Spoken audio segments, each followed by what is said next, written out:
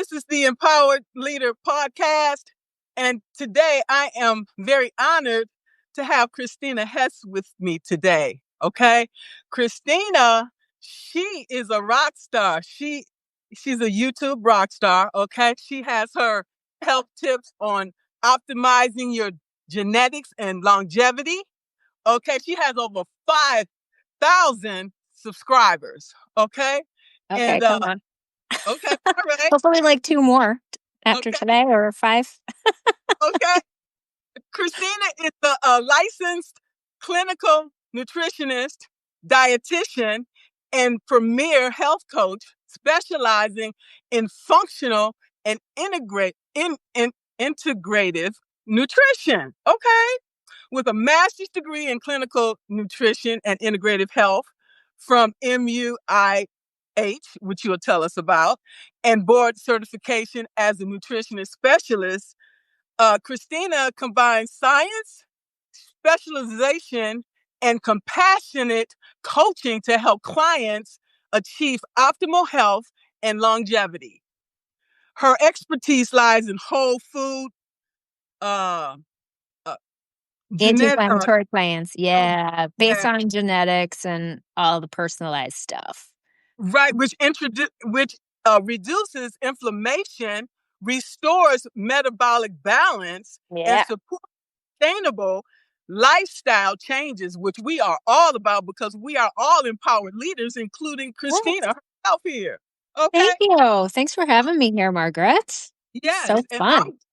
Yeah, right. And you successfully support individuals in maintaining complex clinical conditions such as autoimmune diseases, cancer, Mm-hmm. metabolic disorders, Mm-hmm. and digestive challenges, while also guiding athletes and high performers in maximizing their health span and vitality. Now, who wouldn't want that? When I heard about all that, I'm like, girl, come on, let's go.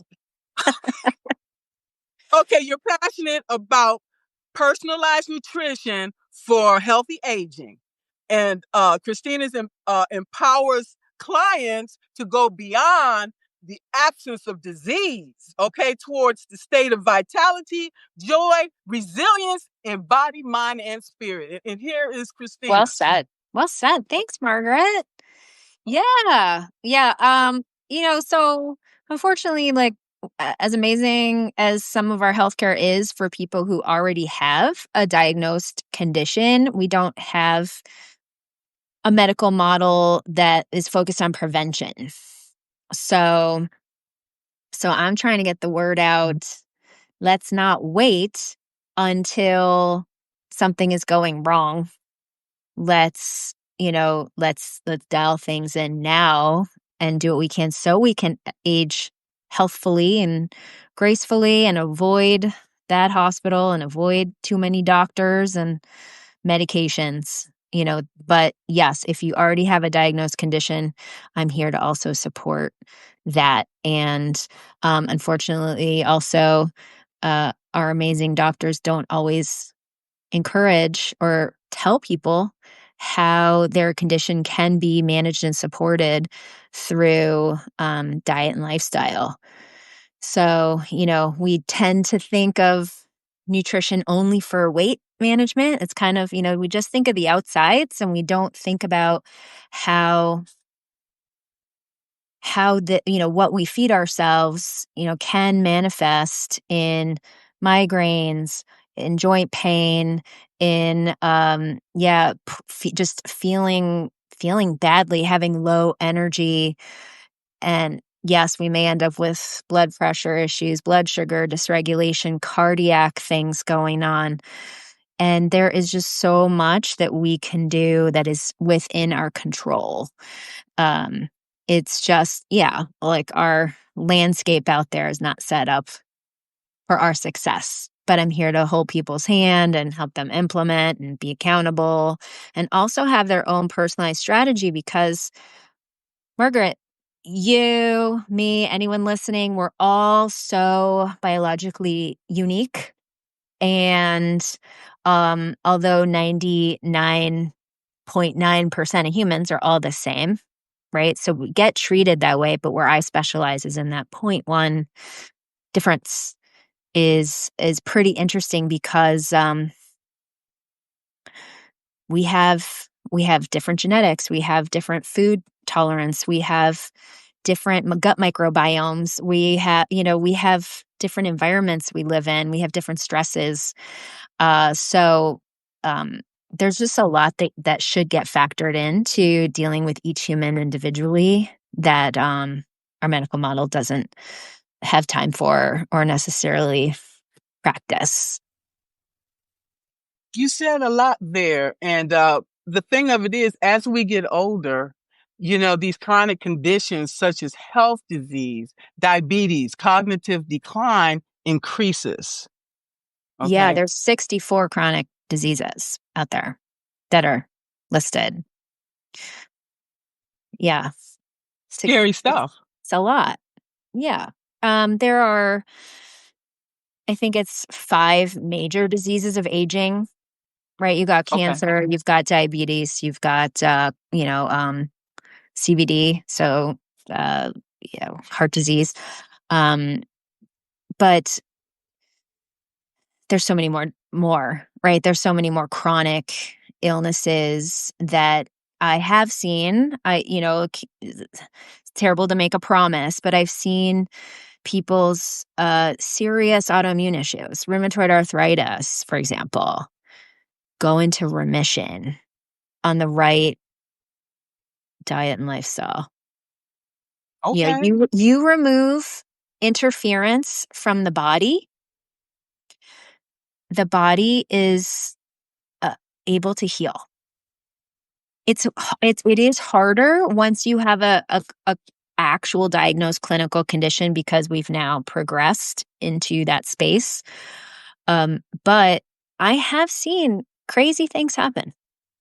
I have. Diabetes. People with diabetes who are told you'll never fix this. You'll be on insulin forever. If they change their diet, and that population is super tough. Super tough. But if they make changes, I've seen things happen in 3 to 4 months that you would not believe. Like, things go back to normal. Yes. It's literally if you put something in the right environment, like, I don't know if anyone out there is a gardener, but I got into orchids like a year ago. And orchids are a very delicate plant. Them off easily, but you can also regrow them and regenerate them. So they look nearly dead. They do. They look nearly dead. And I started watching YouTube videos about this because my mom would love to buy orchids, these like $20 orchids from Trader Joe's, and then she would just kill them in like 2-3 weeks. And I thought, this is not good or sustainable. There must be something we can do for these orchids. So I started kind of adopting these dead looking orchids.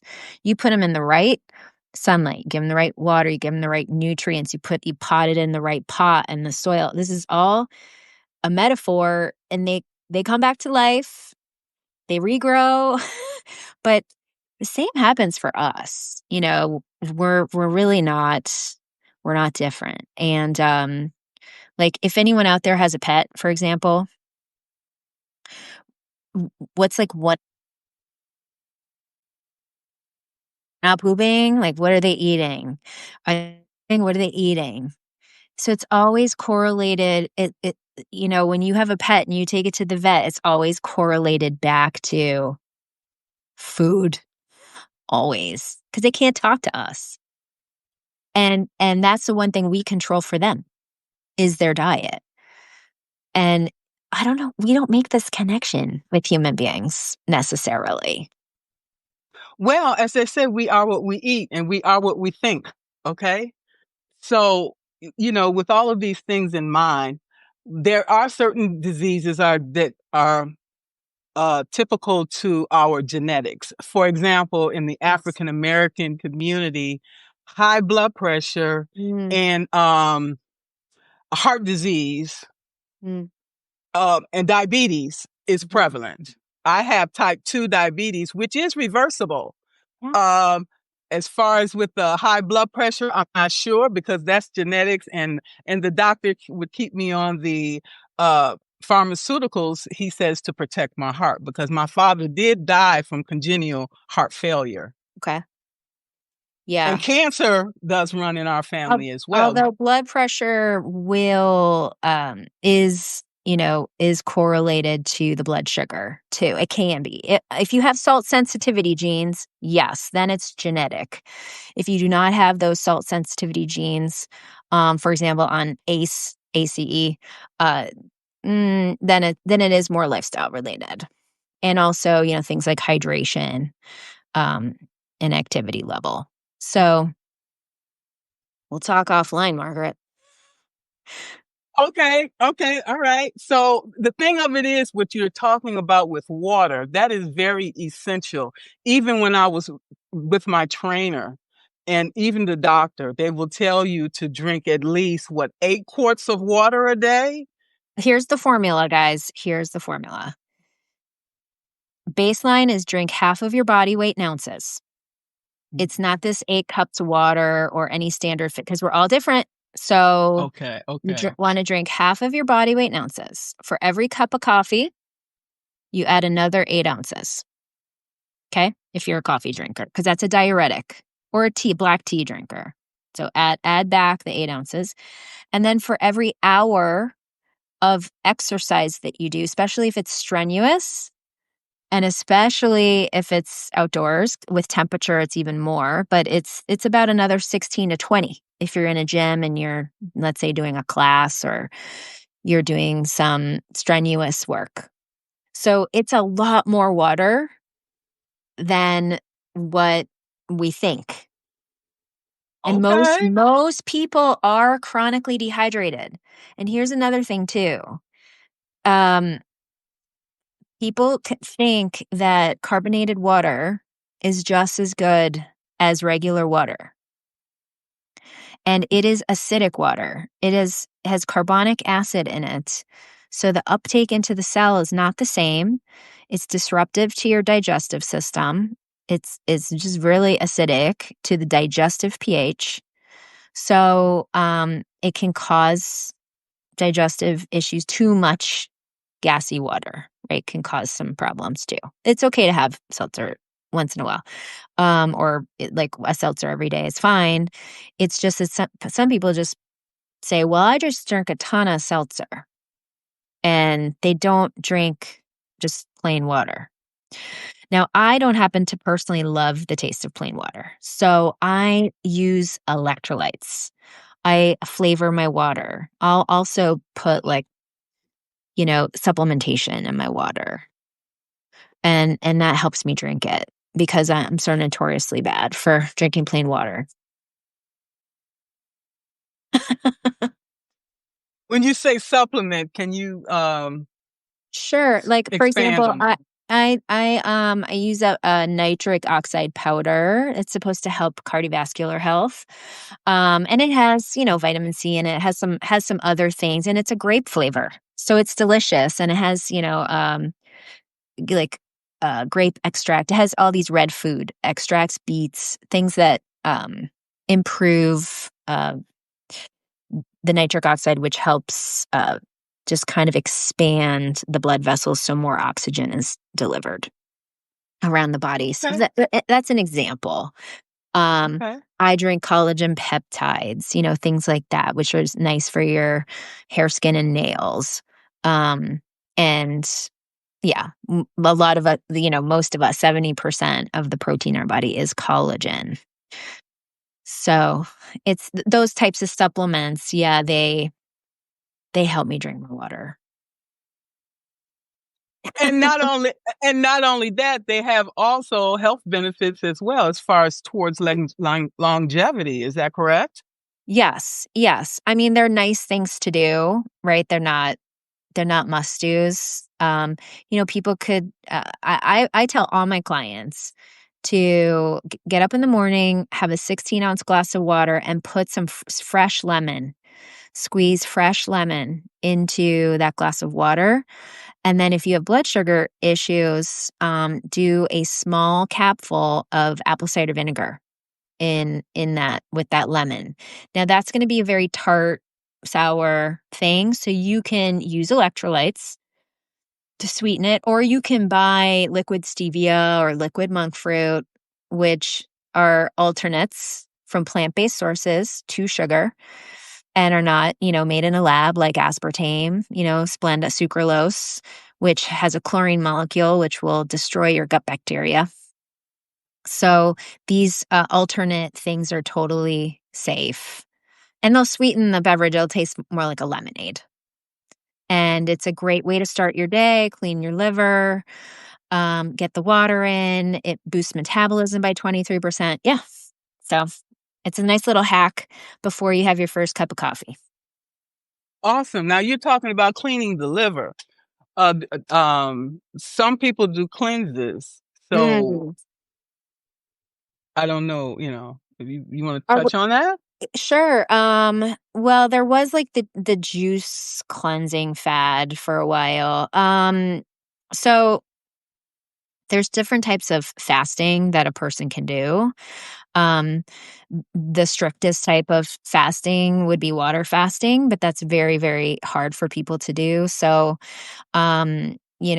fasting, liquid fasting with broth is putting minerals back into your body and giving your digestive system a break. I don't recommend juice fasting just because you're getting that spike. It's high sugar and concentrated fructose. So, that's going right to your liver and that can create fatty liver. We don't want that. So, if you're going to fast or do time restricted eating, like, I don't know if people have questions. People who are watching, if they have questions, definitely like put it in the chat. I'd love Yes, to answer please your do. questions.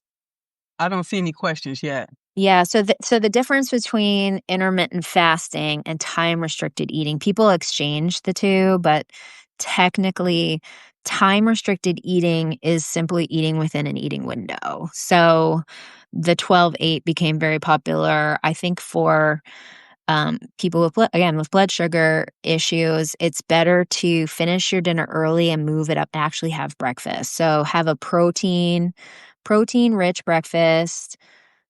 If it's leftovers or eggs, some kind more of a farmer's breakfast is better. Not start the day with like a little yogurt and berries. That's not going to cut it. Um, or cereal or something like that. So, oatmeal, no, that's going to spike blood sugar. So, Wow. yeah, that's just converting straight to sugar. So I don't recommend that at all. Okay. Yeah, eggs for breakfast, totally safe. Don't worry about cholesterol. That's a myth. So time restricted eating, like the average American only goes 9 hours without eating. So they'll eat right up until bed, sleep, and then get up and eat. That's typical. Yeah. And 93% of Americans have metabolic issues. So, so we want to kind of flip that and have Okay. a 9 hour eating window and a 15 hour not eating window to get healthy.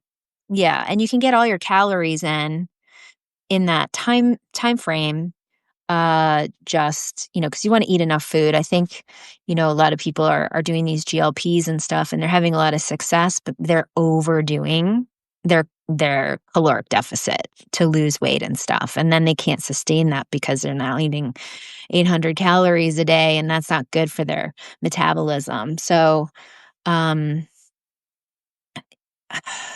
sorry, messages. No. Yeah, so I don't know if people have questions about that, but then fasting, like true intermittent fasting, would be, say, doing a 24-hour or a 36-hour or 48-hour fast, any kind, water, broth, maybe just liquids like tea, black coffee, um, water with lemon, a bone broth. Like you could mix it up. So that's called partial fasting. That's fine. That's totally good. They could even do like a small meal, like a couple of eggs and liquids, and that technically there's research that shows that still keeps you in the fasted state. But that is done intermittently, right? You do that maybe once a week or once a month, and it's not something you're doing every day. So, yeah. How long would you say? Because I see some people doing this on a regular basis. It's like they make it a ritual. So it's like, I don't think so. Yeah, what if one can't eat due to stress? Calories, maybe 300 to 600 calories. Ooh. Um, so yeah, stress. So when people are in really bad stressful situations, they're in that fight or flight mode. Both their immune system and their digestive system gets downregulated, gets shut down. Of course, some people like are emotional eaters and they'll eat I am. they'll eat through the stress, right? That's a different kind of thing. But true fear, like, something that's really, really scared someone, they will lose their appetite because the body says that's not important to do right now. We gotta send, you know, like resources elsewhere right now. So I, I hope you're eating now, Purple Majestic, because yeah, 3 to 600 is not one, it's gonna signal your body to shed muscle because muscle is expensive in the body, but muscle is your biggest longevity organ, so you need to feed it protein and you need to train it. So any kind of resistance training, it could be bands, it could be dumbbells, it could be kettlebells, it could be actual barbells, like whatever you like. It could be Pilates, it could be yoga, some kind of body weight thing, but you need to do some kind of resistance training to maintain muscle. It's for healthy aging, and eating that little tells the body to get rid of muscle and actually to hold on to fat. So people get really skinny, but they're skinny fat. And then when their appetite comes back, now they have no muscle. So body just gets, fatter. Okay.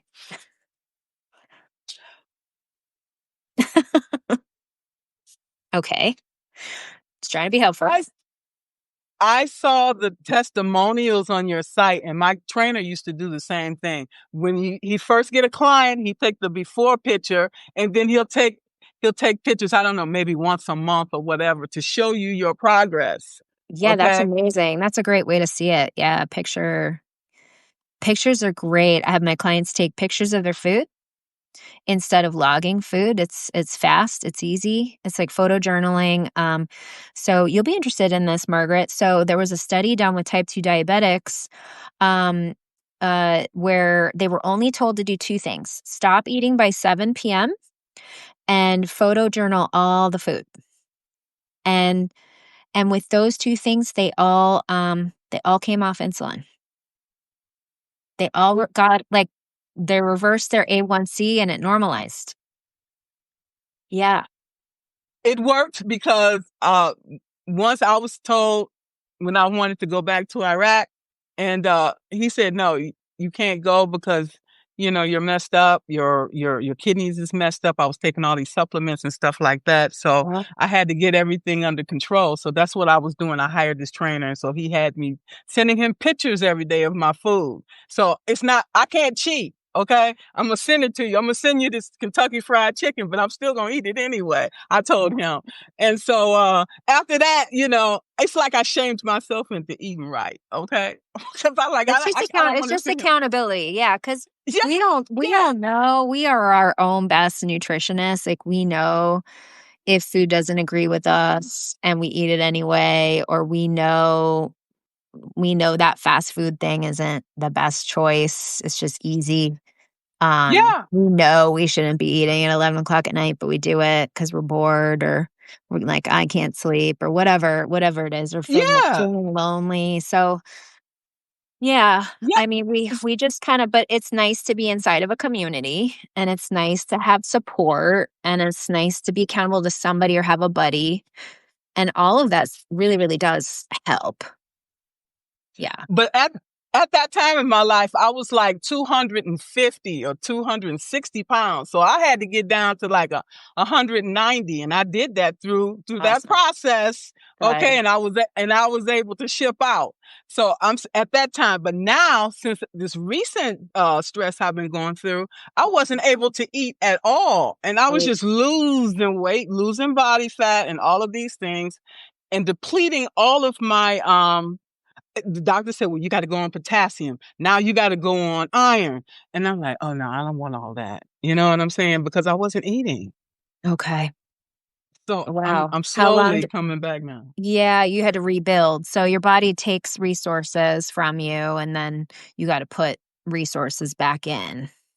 Yeah, it's like depleting the bank account, and then you gotta, put the money back in the savings. Yeah. Absolutely. So talk to us a little bit more about this gut health, okay? Yeah. Well, I mean, the gut's super fascinating, and we have trillions of bacteria in there that are actually running the show. So there's the enteric nervous system is basically the gut talking to the brain. And we now know that 90% of our serotonin, which is our feel good, happy neurotransmitter, is made in the gut. Yeah, it's made in the gut. So there's all kinds of pieces to gut health. We want a good strong lining of the wall, and so that we are not letting food particles pass through partially digested. So when we have Mm, something called leaky gut, uh, it means the cell lining is compromised, and things are passing through, and then the immune cells will tag a food as a problem, um, and that can create food sensitivity issues. So we want to have a good gut lining. We want to have the right amount of bacteria in there to help digest the food, to help produce those neurotransmitters, to actually regulate our hormones. And yeah, so it's complex in there. It's really I can imagine. I can imagine. yeah, but we should, I mean, I really think in again, to speak to our medical model, like when I take my dog to the vet for his annual physical, they do a poop test, and that's part of the annual physical. And we know so much about the gut microbiome, and we don't have our poop analyzed as part of our annual physical. And I think Why? I know. Why? Why not? So, I mean, I do it in my practice because it's so important to know a person's gut health, because it's so informative for what's going on, or like what needs support or what needs to be removed. Um and sometimes there are some bad bugs that cause cravings. They will make us want to eat stuff that we Like just what? Like what, there for example? Oh, I mean, you could have, it's called gut dysbiosis, and there are all these different types of bacteria. Maybe it's Klebsiella, maybe it's Morganella, maybe it's Prevotella. There's a list of Wow. them, and they cause problems. We just don't want those type of gut bacteria in there. We So don't. how do we prevent it from getting in it to begin with? Well, first, I think it's important to go assess and go look, before we get crazy about, doing this protocol or that protocol or whatever. So it's good to get assessed and look and see what needs to be improved. And then you can always retest 6 months or a year later and see if Okay, you've but improved. okay, yeah, but the doctor will say, okay, you want this test? Let's see if Blue Cross Blue Shield will pay for it. I don't know how much that is. You know, you have a la carte prices, so I don't know. Yes. So, an out of pocket an out-of-pocket stool test will cost you $300. It's worth it though. It's worth it to know. I agree. I agree. And it's preventative care, and you can pay for these things with HSA. By the way, if you have a health savings account, and everyone should get one, you can do like tax-free money, and then yeah, and then deduct it at the end of the year. Like the expenses that don't get covered by insurance, you can use My services are covered by HSA. So yeah, whether you work with me or another, nutritionist or something, like they accept HSA if they don't accept insurance. So, yeah, it's frustrating because insurance only covers maybe you'd have to have a problem, then you'd have to go to the gastro, and then the gastro, you'd have to request the gastro do the stool test, and maybe the stool test they do is only for like one thing. It's maybe screening for cancer, and it's not screening for the whole microbiome. So it's kind of it's Yeah, um, right. Ching ching, ching ching, ching ching, ching ching. And you get out of there, it's like $10,000. No, it might be more than that. Like, what the hell did happen here? well, they just they have to, I think, because I don't play the insurance game, like it's too confusing to me, and I'm just one person. I don't have medical billers and all that, but it's I think they have to justify why they're ordering something to get reimbursed by insurance. So that's like a whole other crazy topic for another day that doesn't Yeah, help yeah. solve anyone's problem. So yeah, if someone's very interested in taking the reins, investing in their health, preventing stuff, I think there is such value in going to look at these things.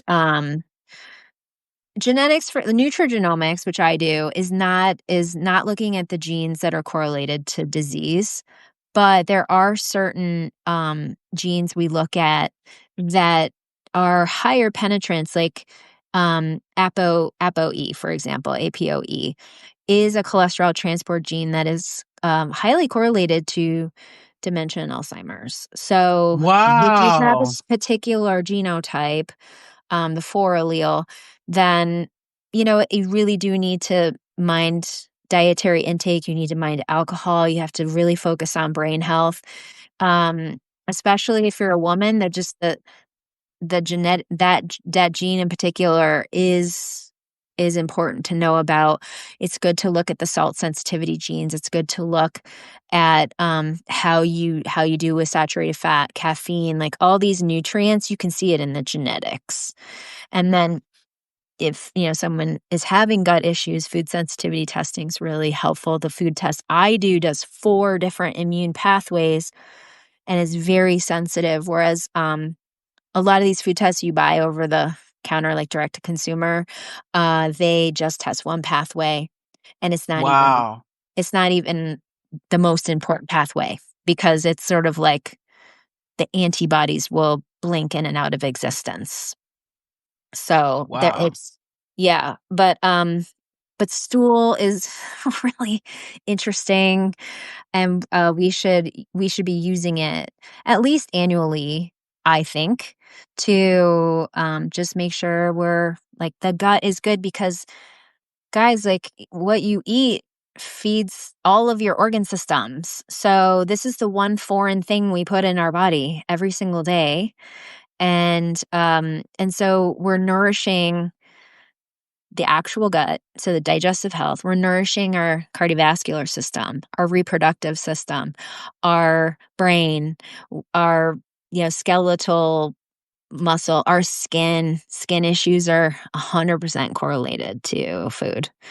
And you go to a dermatologist and they don't necessarily ask you. No, not always. I mean, like, let's say if you get some weird, parasite on your skin or something, it's different. But weird acne things or eczema is food intolerance. We are what we eat. We are what we think. Okay, that's what it goes back to. So this is really interesting Yeah. Do, topic. So do we have any so questions from our oh viewers here? yeah, Sue said something. Sue said something about her eating. What did she say? Yeah, Cerise said something. So, I stop eating at 5 PM.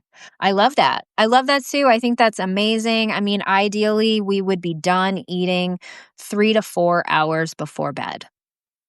And the reason why is because our metabolism starts to slow down, as we prepare to sleep. It starts also like your organ systems are slowing down, shutting down, winding down, um, and everything is more effective earlier. So it's good to get up and put some protein in your body because we don't store those amino acids, and it's good to stop early. There is a gene, speaking of genetics, it's a melatonin receptor gene, MTNR1B, that is highly correlated to diabetes and eating late at night. So, uh, some people get away with eating late at night. Look at all those Spaniards. They very late at night. So, but not all of them are diabetic. So, it's just kind of interesting. MTNR1B is in the report I do, and it totally pertains to blood sugar. Well, talk to us about how we can preserve our muscles and bone strength, because that's very, very important throughout our lives, and even more so as we get older when people suffer from osteoporosis and bone Yes. loss.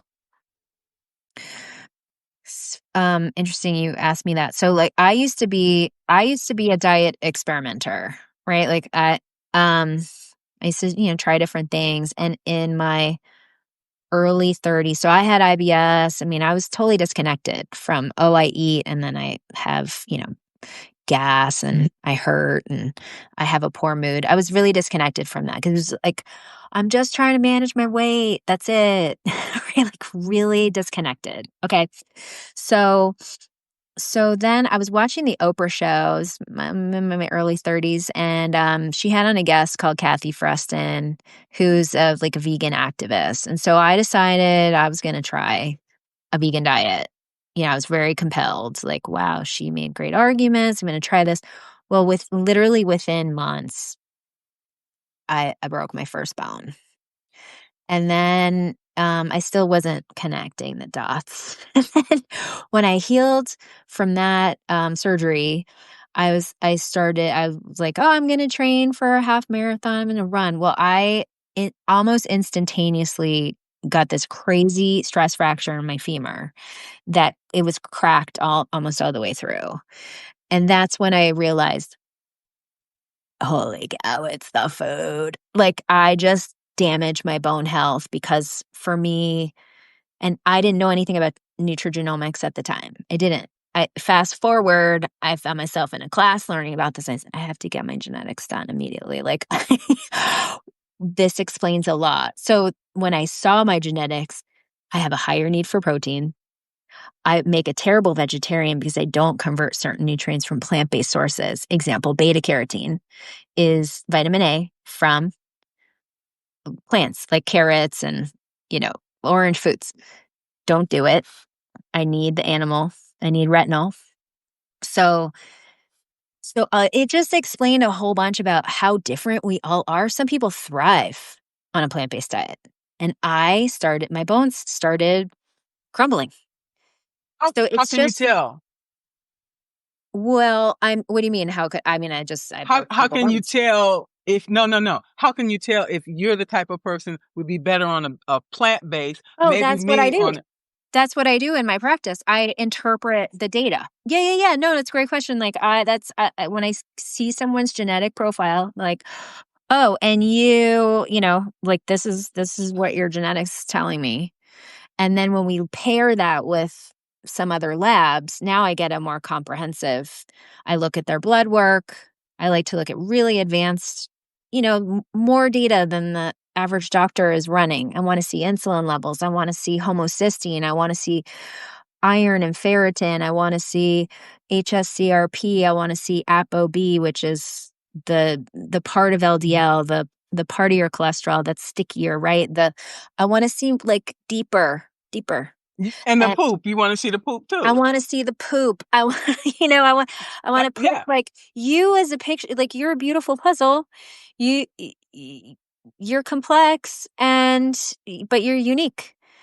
And what you're solving for is different from what your neighbor is solving for. So, and then we layer on like our habits and our, psychology and the mindset. And it's like, ooh, because that's actually 80% of it. So the 20% is have your right strategy, right? Like maybe for some person, it is more plant based. And for another person, it's like, more carnivorous.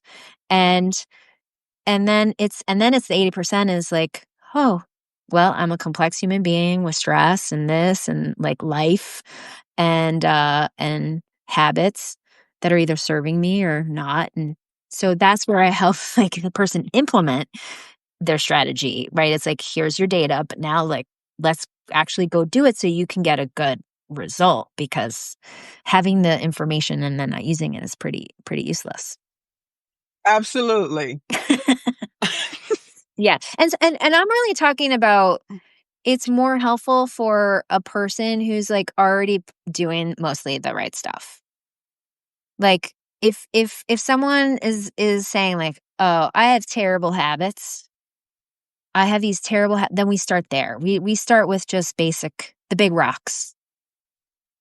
Eat more whole foods, make sure you're eating your ideal body weight in grams of protein. You're drinking your water. You're getting your exercise, right? Really the basic stuff. But when someone is like, I'm really doing a lot of good things and I don't feel great, or I have this issue, then it's like valid to really go deeper.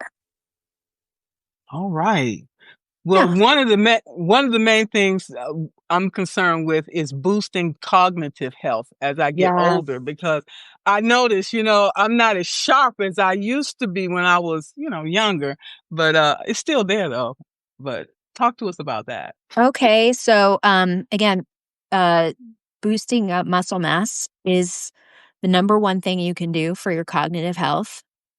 Number two is being with community, right? Like, so having friends, being social, not being lonely, like getting around other humans, so important for longevity and cognitive health, having good, interesting conversation. There was a guy, he's a YouTuber and I can't remember his name, but he ran a very interesting experiment.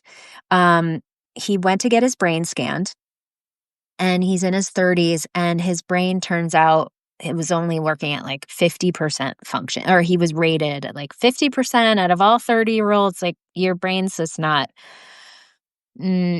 working at full capacity. So he said, Doc, what do I do? He was working with Dr. Daniel Amen, and he said, you need to do a digital detox.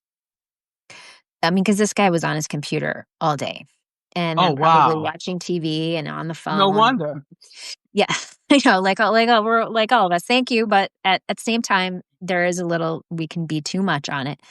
So he did an experiment. He left his family for a bit. Month one, he goes to a monastery and he lives with the monks and he's gardening and he's meditating and this and that. Month two, he goes to live with an Amish family. So no digital, no screens there.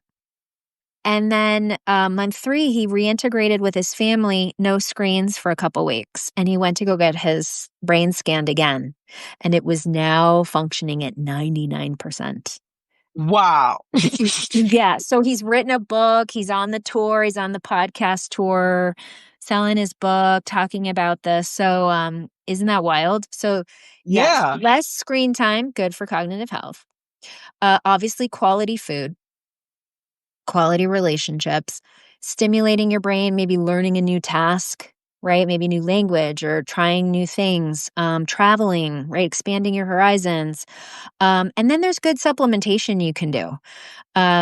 There are wonderful supplements out there that you can take to optimize brain health. So, but you want to have good blood work, right? Like that's number one. Every year just have really good blood work come back, and that's going to help your brain as well. One of the main things that you forgot is get a pet. Oh, well, yeah, my dog is like the best thing Okay. ever. Yeah, so a pet totally boosts longevity. And here's another interesting one that I loved, which is if you really want to live a long life, um, you need to have the ability to process grief quickly. If you really want to live a long life, you will likely lose some people. So yeah. So being able to still find purpose after loss is huge for longevity. Absolutely. It's not all food. It's not all food and exercise. There's a lot like human connection that needs to happen and purpose, and I think that goes a long way. There are